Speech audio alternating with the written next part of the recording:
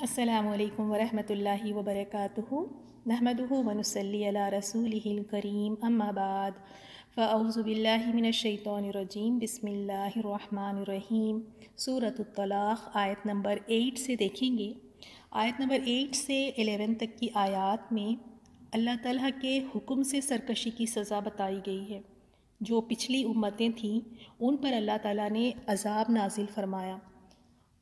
وَكَأَيٍّ مِّنْ قَرْيَةٍ اور کتنی ہی بستیاں ہیں عَتَتْ کہ انہوں نے سرکشی کی عَنْ أَمْرِ رَبِّهَا اپنے رب کے حکم سے وَرُسُلِهِ اور اس کے رسولوں کے۔ تو وہ کیا کیا کرتے تھے پچھلی امتیں؟ اللہ تعالیٰ کے احکام کی مخالفت کرتے۔ جو حدود ہے، جو اللہ تعالیٰ نے باؤنڈریز لیمیٹیشنز رکھی ہے، اس حدود کو کراس کر جانا، مخالفت کرنا اور رسولوں کی تکذیب کرنا، اور اللہ تعالیٰ نے جو راستہ مقرر کیا ہے اس راستے کو چھوڑ کر کسی اور راستے پر چلنا، یہ ان کی روش تھی جس کی وجہ سے اللہ تعالیٰ نے ان پر عذاب نازل فرمایا۔ تو اللہ تعالیٰ فرماتے ہیں ان کے اس روش کی وجہ سے، ان کے اس رویے کی وجہ سے فَحَاسَبْنَاهَا تو ہم نے حساب لیا ان سے، یعنی پچھلی جو امتیں تھیں ان سے حساب لیا، حساباً شدیدا، حساب سخت۔ تو بہت سی بستیوں کے رہنے والوں نے اپنے پروردگار اور اس کے پیغمبر کے احکام سے سرکشی کی، یعنی انہوں نے بغاوت کی، تو اللہ تعالیٰ نے کیا کیا ان کے لیے؟ تو ہم نے بستیوں میں رہنے والوں کا سخت محاسبہ کیا، ان کو بڑی ہولناک سزا دی۔ وَعَذَّبْنَاهَا اور ہم نے عذاب دیا انہیں، عذاباً عذاب، نکرا ہولناک۔ تو ان آیات میں اللہ تعالیٰ نے فرمایا بستیوں کے بستیوں کو، اور بستی کوئی چھوٹی سی جگہ نہیں ہوتی ہے۔ اللہ تعالیٰ کو پرواہ نہیں ہے کہ جو اللہ تعالیٰ کے حکم کے خلاف جاتا ہے تو کس طرح اللہ تعالیٰ نے ان بستیوں کو ہلاک کیا۔ اور ہم کتنی مرتبہ اسی قرآن میں پچھلی قوموں کے ہم نے ذکر سنے ہیں۔ نوح علیہ السلام کی بھی دیکھیں آپ کی 950 سال تک اللہ تعالیٰ انہیں مہلت دیتا رہا۔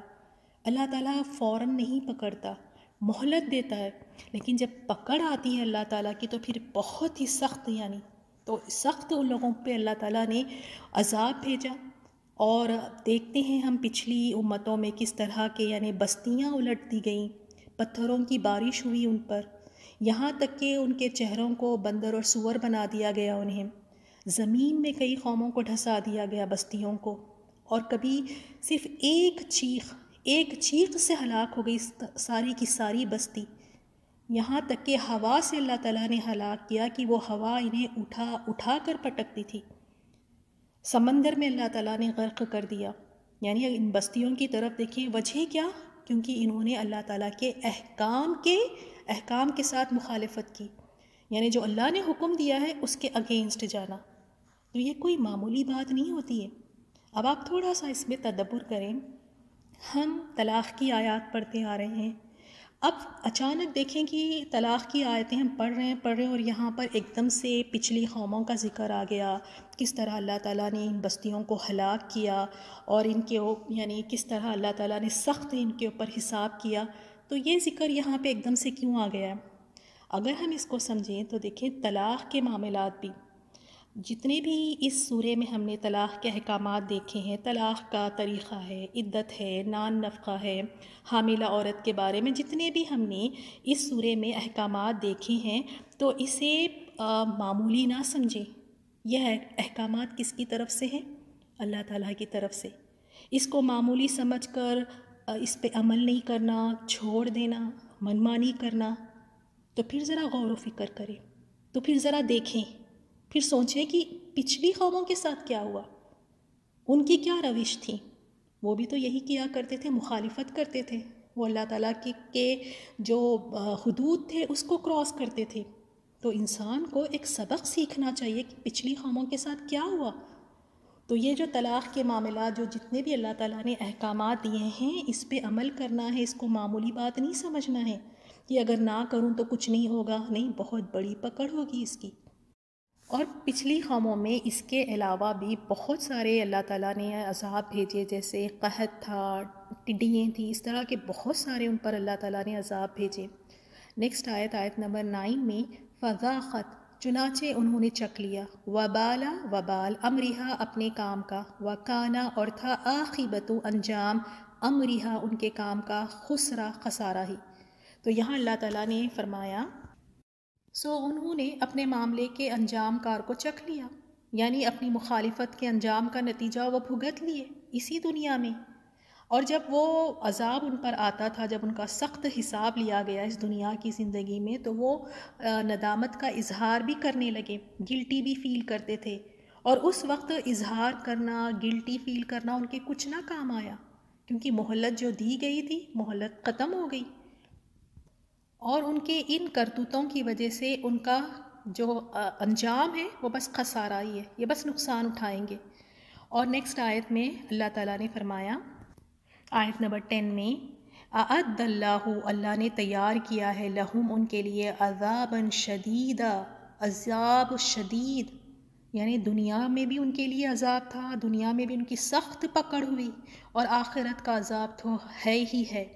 اب دیکھیے پچھلی امتوں کا ذکر کر کے اللہ تعالیٰ کیا حکم دے رہے ہیں، فاتقوا اللہ یا اولی الالباب، اللہ تعالیٰ فرماتے ہیں تو اے عقل والوں اللہ تعالیٰ سے ڈرو۔ عقل والوں سے کہا گیا ہے، اگر ہم اس کو کنٹینیو کریں کہ فاتقوا اللہ یا اولی الالباب الذین آمنوا، یعنی ڈرو اللہ تعالیٰ سے اے عقل مندوں جو ایمان لائے ہو، تو یعنی جو ایمان لائے ہیں، اگر تم واقعی عقل مند ہو، تم سمجھ بوجھ رکھتے ہو، تو ان پچھلی جو بستیوں کو اللہ تعالیٰ نے ہلاک کیا ان سے نصیحت حاصل کرو، ان سے عبرت لو، ڈرو اللہ تعالیٰ سے۔ اور ہم کہتے ہیں کہ ہم ڈرنا نہیں چاہتے، واقعی ڈرنا ہی نہیں چاہتے۔ کوئی ایسی باتیں ہوں جہاں خبر کے عذاب کا ذکر ہو، یا موت کی سختیوں کا ذکر ہو، یا جہنم کا ذکر ہو، تو کہتے ہیں کہ ڈر لگتا ہے کہ ہمیں ڈراؤ ہی نہیں، ہم ڈرنا ہی نہیں چاہتے۔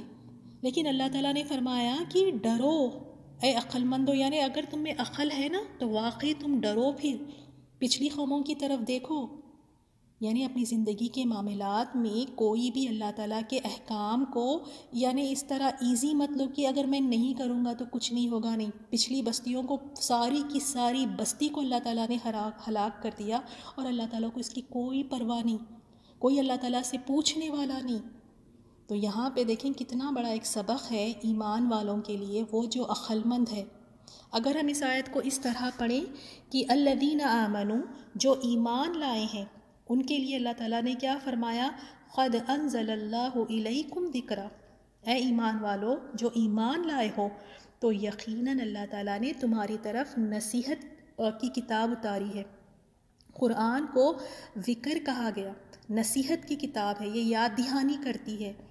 تو اس کتاب کو اتارا، اس پر ایمان لاؤ، اور جو اس میں قصے بیان کیے گئے ہیں، جو پچھلی امتوں کے بارے میں جو ذکر ہے، اس سے نصیحت حاصل کرنا ہے۔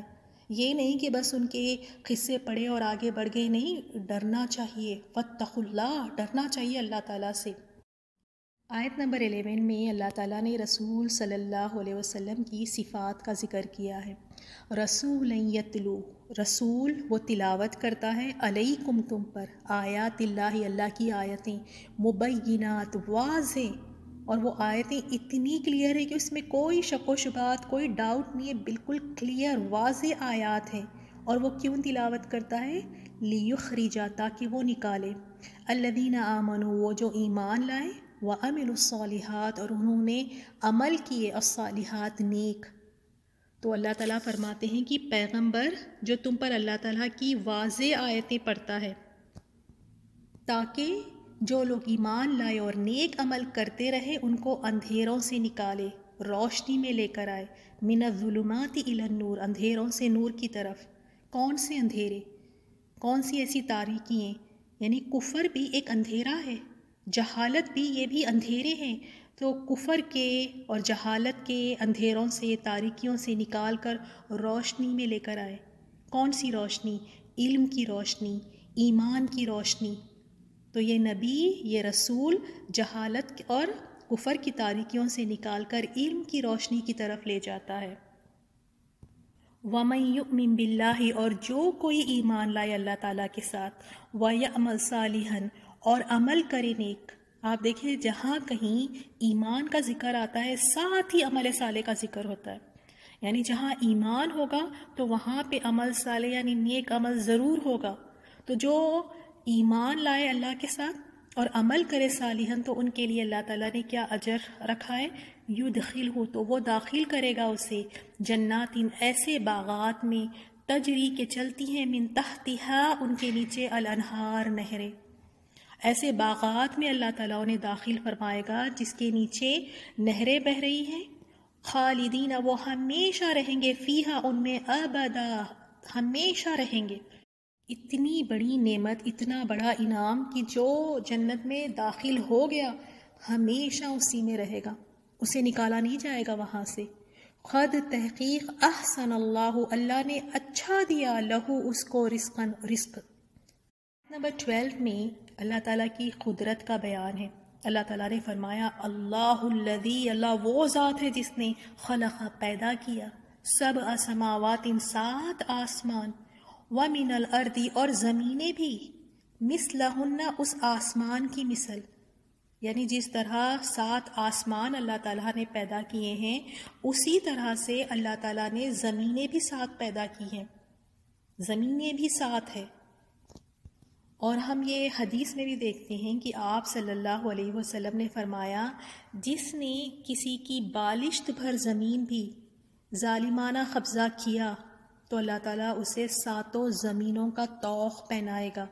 صحیح بخاری کی حدیث ہے. یعنی اگر کوئی بالشت بھر زمین بھی کسی کی قبضہ کر لیتا ہے ظلم ناحق، ظلم کے ساتھ، تو اسے قیامت والے دن یہ 7 زمینوں کا طوق بنا کے اسے پہنایا جائے گا.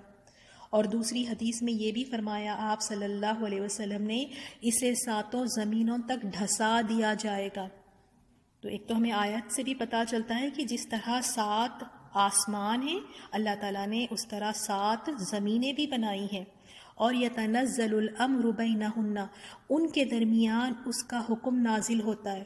جو کچھ 7 آسمان اور 7 زمینوں کے درمیان ہے، جو کچھ ہے اس میں صرف اور صرف اللہ تعالیٰ کا حکم ہی نازل ہوتا ہے، اللہ تعالیٰ کا ہی حکم چلتا ہے، اللہ تعالیٰ کا ہی فیصلہ ہے، اللہ تعالیٰ کا ہی اختیار ہے. لِتَعْلَمُوا، تاکہ تم جان لو، تاکہ تم یہ بات اچھی طرح سمجھ جاؤ، تاکہ تم جان لو. کیا جان لیں؟ اللہ تعالیٰ نے فرمایا کہ اللہ وہ ذات ہے جس نے 7 زمین اور آسمان بنائے ہیں، اسی کا حکم ان کے درمیان چلتا ہے، تاکہ تم جان لو. کیا چیز؟ یہ جان لو ان اللہ علی کل شیء قدیر، کہ بے شک اللہ تعالیٰ ہر چیز پر خوب قادر ہے. اس کے لیے کوئی کام نہ تو ناممکن ہے نہ ہی مشکل ہے، اسے کوئی نہیں سوال کرنے والا. یہ تو ہمیں لگتا ہے کہ یہ چیز ناممکن ہے، یہ کیسے ہو سکتا ہے، وہ مشکل ہے، لیکن اللہ تعالیٰ ہر چیز پر قادر ہے. اور یہ بھی وَأَنَّ اللَّهَ، اور بے شک اللہ تعالیٰ قَدْ أَحَاطَ بِكُلِّ شَيْءٍ عِلْمًا، اور بے شک اللہ تعالیٰ اپنے علم سے ہر چیز کا احاطہ کر رکھا ہے. اب آپ دیکھیں جب انسان یہ بات کو جان لیتا ہے کہ وہ اللہ وہ ذات ہے، تو پھر دیکھیں اللہ تعالیٰ کی عظمت دل میں بیٹھ جاتی ہے، اور پھر انسان اپنے آپ کو جھکا دیتا ہے، اللہ تعالیٰ کی محبت اور بڑھ جاتی ہے، اور اللہ تعالیٰ کی قدرتوں کو وہ جان لیتا ہے کہ اللہ تو وہ رب ہے. وہ رب کون؟ وہ جو علی کل شیء قدیر، جو ہر چیز پر خوب قادر ہے. تو جان لیں کہ اللہ تعالیٰ ہر چیز پر قادر ہے، اس کے لیے کوئی چیز مشکل نہیں ہے.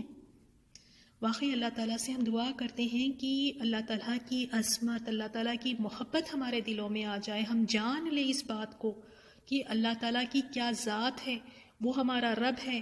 ہم چاہ کر بھی اللہ تعالیٰ کے حق کو ادا نہیں کر سکتے، چاہے ہم ساری زندگی بھی سجدے میں پڑے رہیں پھر بھی ہم حق ادا نہیں کر سکتے. اللہ تعالیٰ ہمیں واقعی صحیح طریقے سے اللہ تعالیٰ کی عبادت کرنے والا بنا دے، آمین یا رب. تو الحمدللہ اس سورے کو ہم نے اللہ تعالیٰ کی توفیق سے ہی مکمل کیا ہے، الحمدللہ. اور بہت ہی امپورٹنٹ سورہ تھا، بہت سارے اس میں ایسے احکامات تھے جو ہم سب کے لیے نئے تھے. تو میں امید کرتی ہوں آپ نے ضرور ان احکامات کو لکھے ہوں گے، کیونکہ اگر اسی طرح سنیں گے تو آپ بھول جائیں گے. اور ضرور کوشش کریں کہ جو کچھ احکامات اس سورے میں ہم نے سیکھے ہیں، طلاق ہے، عدت ہے، نان نفقے کے بارے میں جو کچھ ہم نے سیکھا ہے، لوگوں میں اس کا اویئرنیس لے کر آئے. لوگوں کو نہیں پتہ، طلاق کس طریقہ نہیں پتہ، عدت کے بارے میں نہیں پتہ. تو ضرور آپ کوشش کریں کہ اللہ نے جو آپ تک علم پہنچایا ہے، اللہ نے اپنی توفیق سے جو آپ کو علم دیا ہے، یہ علم آپ اور دوسرے اللہ کے بندوں تک پہنچائیں. الحمدللہ. اور دوسری چیز آپ سب کے لیے ایک اسپیشل رمضان جو ہمارا سیریز آ رہی ہے اس کے بارے میں بھی بتانا تھا کہ انشاءاللہ آپ لوگوں کے رمضان میں اصحاب القرآن کے لیسنس نہیں آئیں گے. رمضان سیریز کے نام سے ہم جو ایک نیا کورس شروع کر رہے ہیں اس میں عملی نکات انشاءاللہ ہم ڈسکس کریں گے. ڈیلی 25 to 30 منٹس کی آڈیو ہوگی.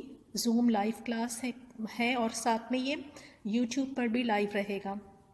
اور یہ صلاۃ التراویح کے بعد رات میں ہوگی کلاس انشاءاللہ، لیکن ہر کوئی اپنی سہولت کے حساب سے، اپنی ٹائم کے حساب سے بعد میں سن سکتے ہیں. لیکن اس کورس میں جو رمضان سیریز جو ہم لائیں، اس میں اس کی خاصیت یہ ہے کہ دیکھیں قرآن تو ہر کوئی پڑھ لیتا ہے، ترجمے کے ساتھ بھی پڑھ لیتے ہیں، ویسے بھی تلاوت کر لیتے ہیں رمضان میں. لیکن یہ کورس کی جو خصوصی جو بات ہے نا، جو اسپیشل بات ہے، وہ یہ ہے کہ ہم اس 25 to 30 منٹس میں جو ڈیلی ایک جز ہوگا اس میں سے عملی نکات کو ہم ڈسکس کریں گے. یعنی آپ کے سامنے میں اللہ تعالیٰ کی توفیق سے کوشش کروں گی کہ وہ اس پارے میں کون سے عملی نکات ہیں وہ، اور کچھ ایسی آیات جس پہ تدبر کیا جائے، یعنی جس میں انسان کو جھنجھوڑا گیا ہے، جس میں انسان کو جگایا گیا ہے غفلتوں سے نکالنے کے لیے. جو کچھ ایسی آیات ہوتی ہیں تو ان آیات کو ہم ڈسکس کریں گے. اور اسی جز میں، پارے میں اگر کوئی دعا ہے تو اس دعا کو بھی ہم انشاءاللہ اس آیت کو بھی ڈسکس کریں گے. تو 25 to 30 منٹس کی کلاس ہوگی ڈیلی. ہر دن ایک جز ہم انشاءاللہ سیکھیں گے اور اس کے عملی نکات اور اس پہ تدبر کریں گے، اور اس میں جو دعائیں ہیں انشاءاللہ اس کو بھی ہم سیکھیں گے. تو یہ جو لنک ہوگا آپ سب کو انشاءاللہ گروپ میں شیئر کر دیا جائے گا. اور پلیز آپ بھی ضرور کوشش کریں، اگر کوئی دوسرے بھی جوائن ہونا چاہتے ہیں تو ضرور ان کو اس کورس کے ساتھ آپ جوڑیے گا، کیونکہ بہت امپورٹنٹ کورس ہے. اکثر ہم بس تلاوت سن لیتے ہیں یا کر لیتے ہیں یا ترجمہ پڑھ لیتے ہیں، لیکن غور و فکر اور عملی نکات اس میں سے نکالنا، عمل کی باتیں نکالنا، تھوڑا سا ہم اس میں پیچھے رہ جاتے ہیں. تو امید کرتی ہوں کہ انشاءاللہ آپ سب بھی اس کورس کو اٹینڈ کریں گی اور اپنے جاننے والوں تک بھی اس کو پہنچائیں گی. جزاک اللہ خیرا. السلام علیکم ورحمۃ اللہ وبرکاتہ. ان آیات کی تلاوت سنیں. وَكَأَيِّن مِّن قَرْيَةٍ عَتَتْ عَنْ أَمْرِ رَبِّهَا وَرُسُلِهِ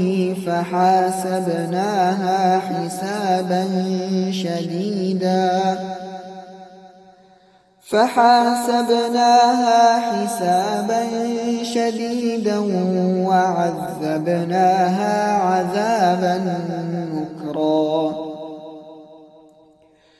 فذاقت وبال أمرها وكان عاقبة أمرها خسرا أعد الله لهم عذابا شديدا فاتقوا الله يا أولي الألباب الذين آمنوا قد أنزل الله إليكم ذكرا رسولا يتلو عليكم آيات الله مبينات ليخرج الذين آمنوا وعملوا الصالحات من الظلمات إلى النور ومن يؤمن بالله ويعمل صالحا يدخله جنات تجري من تحتها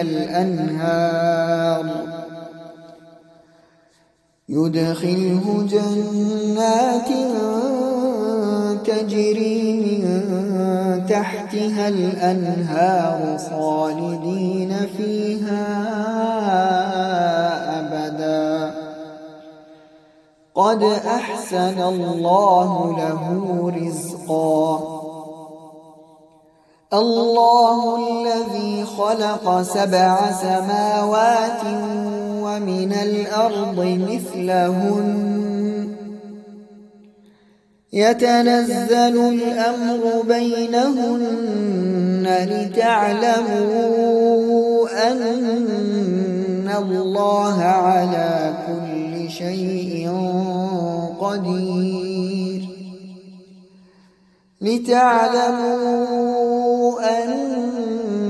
الله على كل شيء قدير وأن الله قد أحاط بكل شيء علما.